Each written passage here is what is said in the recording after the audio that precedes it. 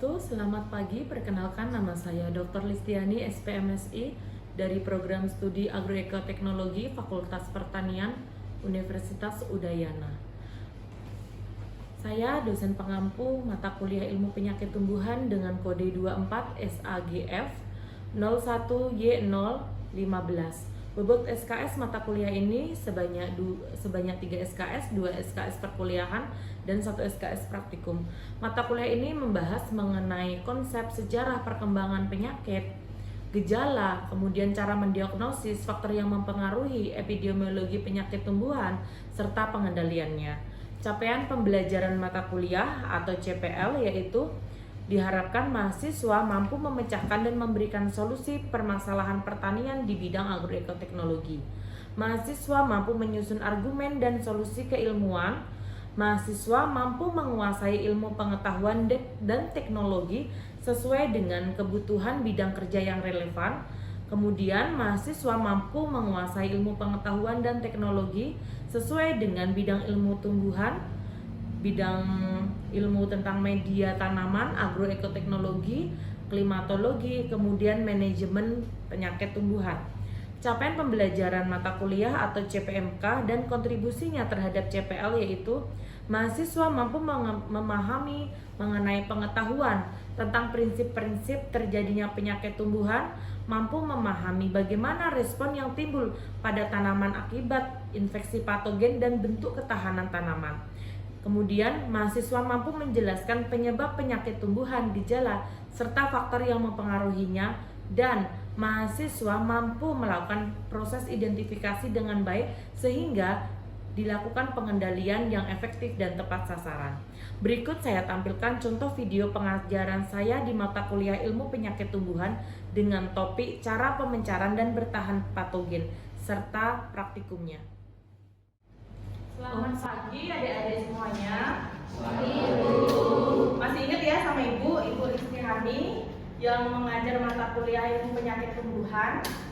Nah, hari ini kita akan belajar untuk pertemuan ke-9 yaitu cara pemencaran dan bertahan patogen. Sebelum mulai perkuliahan dimohon untuk Kak Koti ya untuk memimpin doa terlebih dahulu. Silakan. Berdiri. Duduk saja.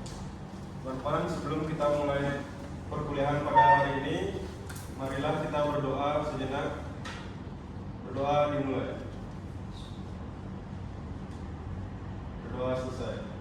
Ya, jadi pada pertemuan hari ini kita akan bahas cara pemencaran dan bertahan patogen. Sebelum kita mulai perkuliahan, mohon untuk silent HP ya, supaya tidak mengganggu perkuliahan ini.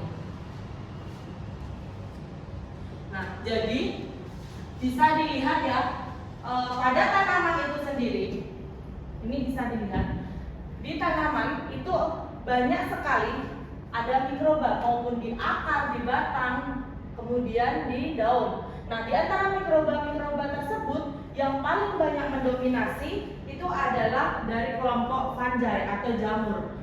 Nah, kemudian setelah jamur itu ada PHP, kemudian ada virus, kemudian ada bakteri, nematod, dan mikroba lainnya. Di mikroba ini ada mikroba baik dan mikroba tidak baik. Nah, mikroba yang baik itu biasanya membantu tanaman dalam pertumbuhan dan lain-lain. Tapi mikroba yang tidak baik biasanya namanya patogen, ya. Nah, terjadinya infeksi atau gejala pada tanaman sehingga menunjukkan tanaman bergejala sakit. Nah, itu tidak hanya faktor dari patogennya saja, yaitu selain itu ingat kalian pernah dengar nggak segitiga penyakit? Ada apa aja? Ayo, segitiga penyakit ada apa? Segitiganya itu ada patogen, kemudian lingkungan, kemudian tanaman. Ya, segitiga ya, patogen, lingkungan, sama tanaman. Nah, kalau salah satu faktor itu tidak mendukung terjadinya penyakit, tidak bisa terjadi penyakit. Misalnya tanamannya tahan, penyakit tidak terjadi walaupun patogennya virulen, lingkungan mendukung.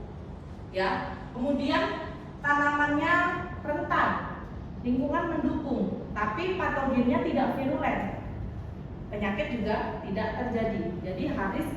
Jadi ketiga faktor tersebut harus kompatibel. Oke? Nah, dalam pemencaran ini kita harus tahu mengenai siklus penyakit. Siklus penyakit itu apa? Siklus penyakit itu adalah perkembangan penyakit, ya, proses perkembangan penyakit yang terjadi secara kontinu. Yang dimaksud kontinu di sini adalah perkembangannya itu terus menerus. Oke, nah siklus penyakit itu terjadi karena apa? Karena adanya patogen tadi, kemudian adanya tanaman inang sama lingkungan yang mendukung. Nah, tahapannya itu apa saja? Dimulai dari apa saja? Inokulasi, kemudian penetrasi, invasi, kolonisasi, ya. Setelah kolonisasi muncullah gejala. Habis itu kalau ada inang lagi, jadi adanya infeksi primer, ya. Kita lihat langsung ya siklus penyakitnya ya. Nah, di sini bisa dilihat ya adik-adik ya, tahap perkembangan penyakit dalam siklus penyakit. Bisa dilihat di sini. Nah, di sini bisa dilihat tahapan pertama itu adalah inokulasi, ya. Dimulai dari sini inokulasi. Nah, jadi pada saat inokulasi itu patogen itu baru aja landing seperti pesawat itu. Patogen baru landing, kemudian menempel pada daun. Kalau menginfeksinya di daun. Nah, kemudian setelah menempel, itu namanya itu apa? Inokulasi. Itu menempel pada inang, pada daun tanaman. Nah, kemudian terjadi penetrasi. Penetrasi itu apa? Masuknya patogen ke dalam jaringan tanaman. Nah, apakah semua patogen yang bisa masuk itu bisa menginfeksi? Bisa apa tidak? Apakah setiap patogen yang bisa penetrasi itu bisa menginfeksi tanaman? Tidak. Kenapa jawabannya tidak?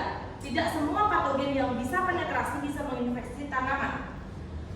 Ingat, penetrasi itu adalah pengenalan inang. Kalau bukan inangnya tidak bisa menginfeksi, tidak bisa dia melakukan invasi. Ngerti? Misalnya penyakit blas yang menyebabkan bercak belah ketupat pada padi. Inangnya itu kan dari kelompok padi, ya. Nah, apakah dia bisa menginfeksi tanaman cabai?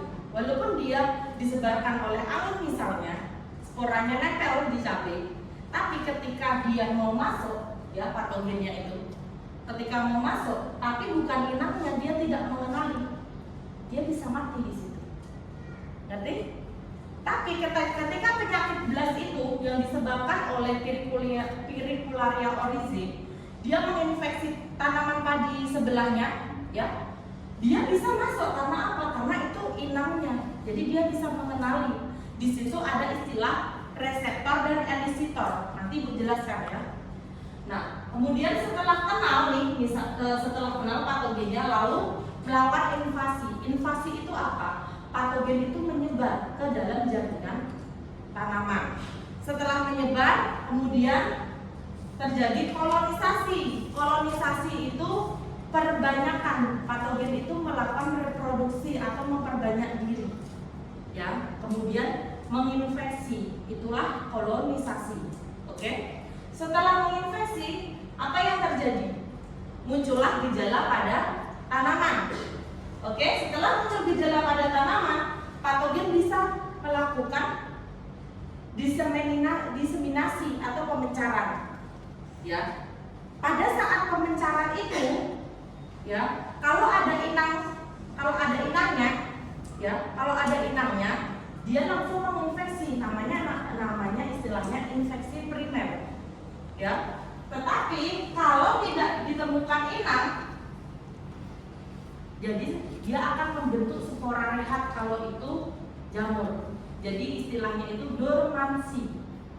Dormansi itu fase istirahat di mana dia diem aja, tidak ngapa-ngapain karena tidak dapat inang. Oke? Nah, kalau dia dorman, kemudian dia di sekitar setelah dia dorman, kemudian di sekitarnya itu misalnya ada tanaman lagi, dia menginfeksi. Ngerti? Nah, seperti itu. Jadi patogen itu melakukan siklus penyakitnya seperti itu. Kalau tidak ada inang baru, dia akan diam dorman. Kenapa di lapangan seringkali kita menemukan ini? Padahal tidak kelihatan patogennya, tetapi kenapa pas kita nanam lagi terinfeksi lagi gitu? Itu karena ada fase dorman dari patogen. Mengerti kan? Oke. Dari fase-fase siklus penyakit tadi, Ibu jelaskan yang bagian inokulasi terlebih dahulu. Tadi inokulasi itu kontaknya inokulan atau inokulum itu adalah patogennya itu dengan tanaman tersebut. Nah, bagaimana inokulasi itu dilakukan? Bisa dengan bantuan serangga, bisa dengan angin, percikan air hujan, atau bantuan kita manusia.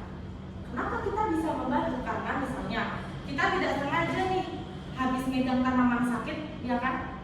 Sporanya nempel di tangan, terus kita pegang tanaman sehat. Jadinya tanaman sehat itu kontak ya, terjadi penempelan spora dari tangan kita ke tanaman tadi yang sehat. Jadi kita juga bisa menularkan itu. Nah, kemudian keberhasilan infeksi itu tergantung dari apa saja? Ada yang tahu nggak? Adi, ini bagian dari segitiga penyakit. Keberhasilan infeksi itu bergantung dari apa? Bisa dari tanaman, lingkungan maupun patogen. Ya, patogennya harus agresif, virulen. Tanamannya harus rentan. Kalau tanamannya tahan tidak bisa. Ya, patogennya itu berkembang biaknya itu dengan cepat.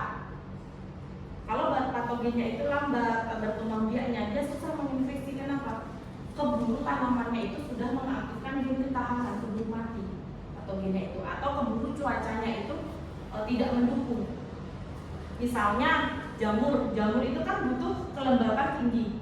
Nah, misalnya terlalu panas gitu, ya kan kelembapannya nggak tinggi lagi. Nah, itu lama dari pagi ke siang itu kan kalau dia berkembang penyakitnya terlalu lama kan nggak bisa menginfeksi, keburu sporanya itu mati, itu maksudnya ya. Terus apa lagi?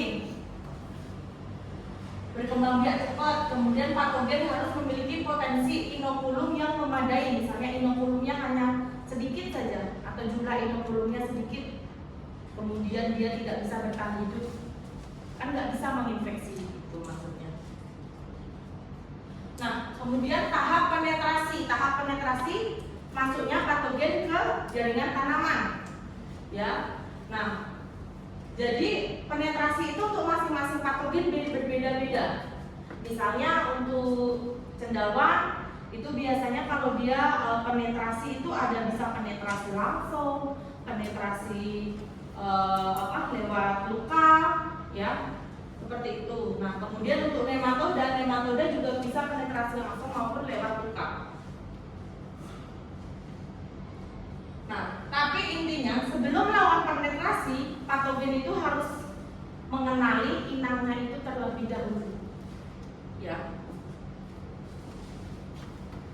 Nah, di sini ini contoh yang khusus untuk jamur. Ya, ini bisa dilihat untuk yang jamur ya. Itu ada yang paling atas itu ada penetrasi langsung, kemudian yang di tengah itu ada penetrasi lewat lubang alami, kemudian yang di bawah ini penetrasi lewat luka. Nah, kemudian yang di atas penetrasi langsung. Bagaimana jamur penetrasi langsung? Jamur itu masuk ke dalam jaringan tanaman. Penetrasi langsung itu dia nanti setelah pas penetrasi dia membentuk ada yang haustorium, ada apresoria, ada miselium. Nah, kemudian kalau dengan lubang alami biasanya itu lewat ada stomata, atau kan stomata. Nah, kemudian stomata, kemudian ada lentisel, ada hidatoda. Nah, kemudian tanaman yang luka, itu kan luka alami, ya karena luka. Nah, itu patogen cepat sekali berkembang. Ya, semua patogen bisa lewat luka, kecuali apa? Kecuali virus. Virus tidak, walaupun ada luka, virus tidak ada yang menularkan di situ, tidak bisa virus. Karena virus itu beda. Virus itu parasit obligat. Jadi walaupun ada luka, dia tidak ada yang bantu untuk menularkan, di situ tidak bisa dia. Ya. Nah, kemudian tumbuhnya ini ya, ini ya, misalnya cabang baru atau tunas baru atau eksudat akar itu loh, di perakaran itu misalnya tumbuh. Nah, itu juga membantu patogen itu untuk masuk menyerang jaringan tanaman. Karena apa? Karena adanya luka pada saat tumbuh tersebut. Nah, ini contoh yang tadi, bahwa patogen bisa menyerang tanaman, ya, itu harus ada reseptor dan elisitor. Tadi Ibu bilang kan. Nah, elisitor itu yang punya patogen, reseptor yang punya sel tanaman. Mengerti di sini? Jadi konsepnya kalian bayangin kunci sama gembok, ya, kunci gembok. Kunci sama gembok itu harus sama. Kalau kunci sama gemboknya beda kunci, kan kita tidak bisa membuka pintu. Sama halnya dengan konsep infeksi pada tanaman. Jadi pada saat masuk, pada saat penetrasi, dia harus punya kunci gembok. Patogen juga gitu, ada kunci gemboknya, ya. Nah, kunci gemboknya harus sesuai. Di sini di gambar ini kelihatan kunci gemboknya ini apakah sesuai? Yang atas ini runcing, yang ini membentuk persegi panjang. Ini sesuai tidak? Tidak. Patogen kira-kira kalau seperti itu bisa menginfeksi tidak? Tidak, ya kan? Kenapa tidak? Apa alasannya di situ patogen tidak menginfeksi? Pertama di situ karena patogennya tidak virulen atau avirulen. Walaupun patogen itu untuk menginfeksi dia punya faktor patogenesitas yang dikendalikan oleh gen patogenesitas. Faktor patogenesitasnya apa saja yang dimiliki patogen untuk menginfeksi, untuk penetrasi? Enzim, kemudian apa? Toksin, terus ada regulator, ada polisakarida. Dengan bahan-bahan tersebut, patogen gampang untuk penetrasi, tapi tidak segampang itu. Ya, harus ada kunci gembok. Antara reseptor sama elisitor itu harus sama. Seperti itu. Adanya patogen tanaman juga nggak diam. Tanaman mempunyai reseptor, jadi tanaman langsung mengaktifkan gen ketahanannya. Nah, kalau ini adalah contoh penetrasi bakteri. Ya, ini contoh penetrasi bakteri itu melalui lubang alami ya, ataupun luka. Nah, lubang alami bisa tadi stomata, hidatoda, kemudian dari nektar ya, tahu kan nektar? Nah, di situ bakteri juga bisa masuk, kemudian luka juga. Nah, kemudian untuk nematoda bagaimana caranya penetrasi? Nematoda itu bentuknya itu seperti cacing, tapi bukan dikelompokkan dalam hama, tapi dikelompokkan dalam patogen. Kenapa dia dikelompokkan dalam patogen selain ukurannya mikroskopis? Karena apa? Karena nematoda itu sifatnya seperti patogen, menyebabkan gejala infeksi terus-menerus, ya, mengganggu infeksi tanaman, mengganggu ini ya, fungsi fisiologis tanaman secara terus-menerus. Sedangkan serangga tidak. Serangga kan hanya makan melukai tanaman di daerah yang dia makan. Tapi nematoda dia termasuk patogen karena apa? Dia menyebabkan gangguan fisiologis tanaman terus-menerus. Misalnya bagian akar dia tusuk-tusuk terus, kan rusak. Tapi kan gejalanya ke tanaman terus-menerus gitu. Nah, bagaimana pemencarannya nematoda ini ya? Atau cara infeksi penetrasinya seperti apa? Dia itu menggunakan stilet di mulutnya itu, yaitu untuk ini yang menusuk menghisap di bagian akar. Nah, menusuk menghisapnya dia itu bisa secara ektoparasit. Ektoparasit tubuhnya di luar akar, oke? Kemudian ada endoparasit. Endoparasit jadi tubuhnya itu ada di dalam.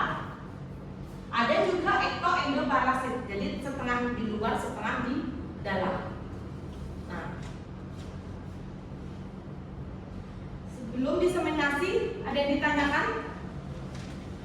Gak ada yang bertanya? Ayo. Gak ada, ayo. Masa ini jelasin dari tadi? Kalian gak berinisiatif apa ingin bertanya? Ya? Mereka? Duluan mereka ya? Itu saya menjelaskan yang cara penyebaran virusnya itu kira-kira bagaimana? Gimana bisa diulangi suaranya di Penyebaran virusnya itu, pengejaran virusnya itu bagaimana? Oh, penetrasi virusnya. Apakah Pemencaranya ya. cara masuknya? Oh iya. Tadi kan belum Ibu jelaskan, Ibu tadi baru menjelaskan yang cendawan, bakteri, sama nematoda. Nah, untuk virus sendiri itu penyebarannya yang pertama bisa virus itu tular benih. Jadi tanaman yang terinfeksi nanti panen benihnya itu bisa membawa virus. Itu yang pertama. Jadi kalau benihnya kita tanam lagi berarti sakit tanaman yang akan tumbuh. Oke, itu pertama, penyebarannya bisa lewat benih. Yang kedua, virus itu ya bisa ditularkan oleh serangga vektor. Ya.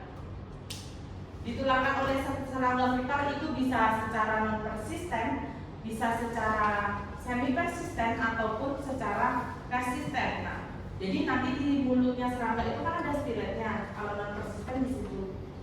Kalau secara semi persisten itu biasanya di bagian pencernaan serangga itu bagian depan. Nah, kalau secara persisten itu periode penularannya itu bisa berhari-hari itu serangganya bisa membawa virus.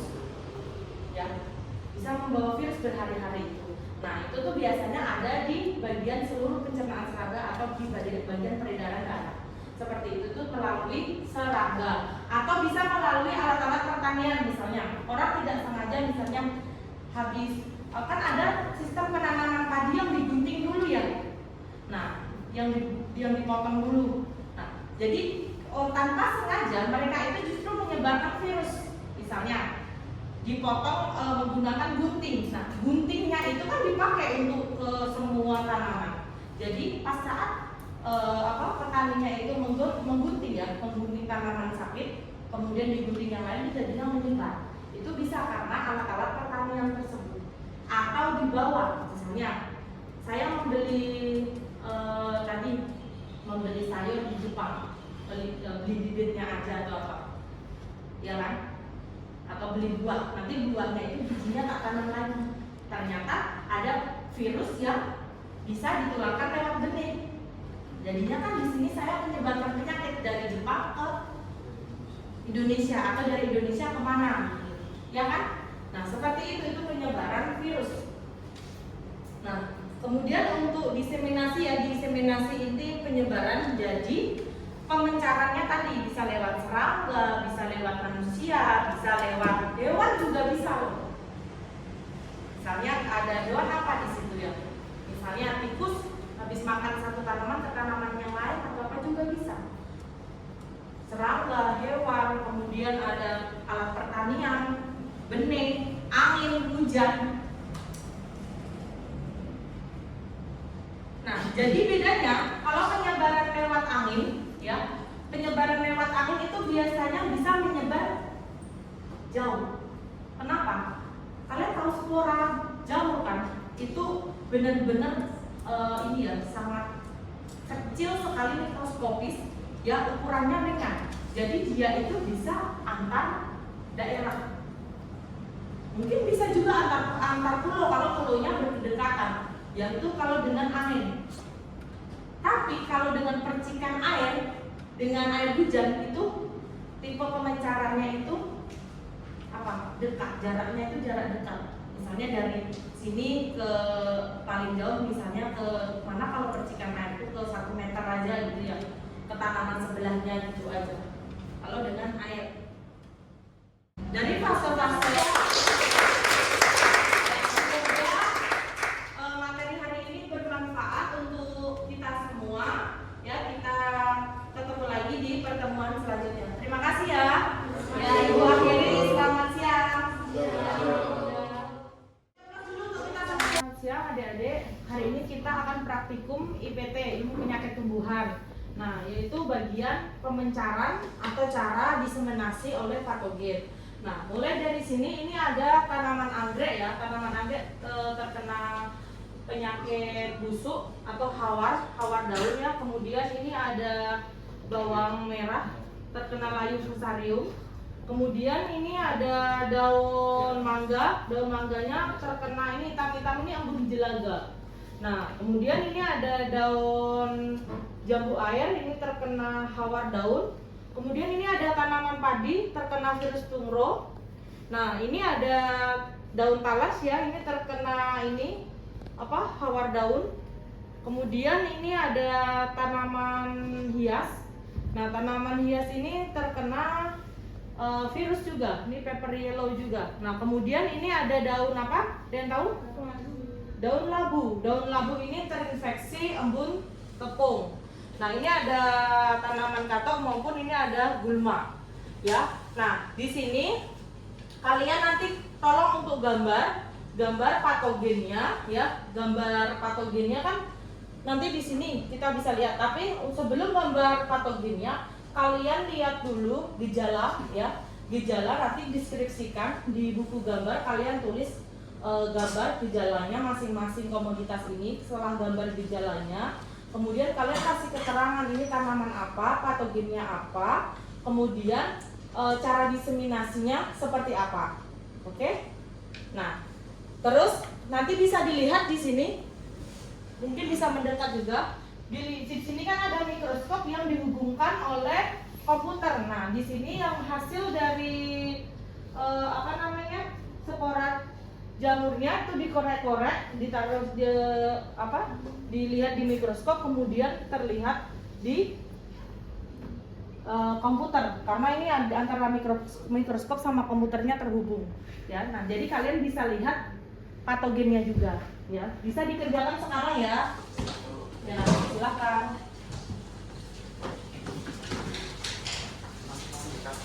Ya, terima kasih untuk udah selesai ya dilakukan ya. Terima kasih untuk pertemuannya hari ini.